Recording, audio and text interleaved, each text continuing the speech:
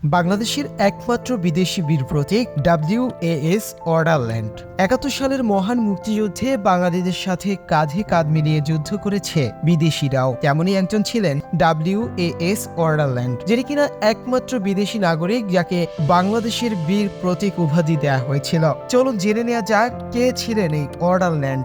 ১৯১৭ সালের ৬ ডিসেম্বর নেদারল্যান্ডসের রাজধানী আমস্টারডামে জন্ম হয় WAS অর্ডারল্যান্ডের। তিনি ছিলেন অস্ট্রেলিয়ার নাগরিক। জীবন জীবিকার তাগিদে লেখাপড়া করা যেন বিলাসিতা হয়ে উঠেছিল অর্ডারল্যান্ডের। তাই লেখাপড়া ছেড়ে দিয়ে ভবিষ্যতের কথা চিন্তা করে মাত্র ১৭ বছর বয়সে জুতা পালিশের কাজ করেন তিনি। সেখান থেকে তিনি বাটা শু কোম্পানিতে কাজ শুরু করেন। জীবনের এক পর্যায়ে ওলন্দাজ জাতীয় সামরিক বাহিনীতে নাম লেখান WAS অর্ডারল্যান্ড যোগ দেন দ্বিতীয় বিশ্বযুদ্ধে। After the World War, Orderland joined the famous Bata Shoe Company.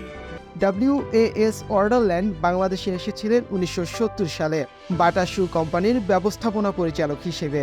নিরস্ত্র বাঙালির ওপর নির্মম অত্যাচারের চিত্র WAS অর্ডারল্যান্ডের হৃদয়কে ব্যথিত করে। এরপরই ঠিক করেন তিনিও যোগ দেবেন মুক্তিযুদ্ধে তিনি ২ নম্বর সেক্টরে গণবাহিনীর সদস্য হিসেবে যুদ্ধ করে গেছেন। মুক্তিযুদ্ধে অসামান্য অবদানের জন্য বাংলাদেশ সরকার তাকে বীর প্রতীক খেতাব দেয়। ২০০১ সালের ১৮ মে পশ্চিম অস্ট্রেলিয়ার পার্থের এক হাসপাতালে শেষ নিঃশ্বাস ত্যাগ করেন অর্ডারল্যান্ড।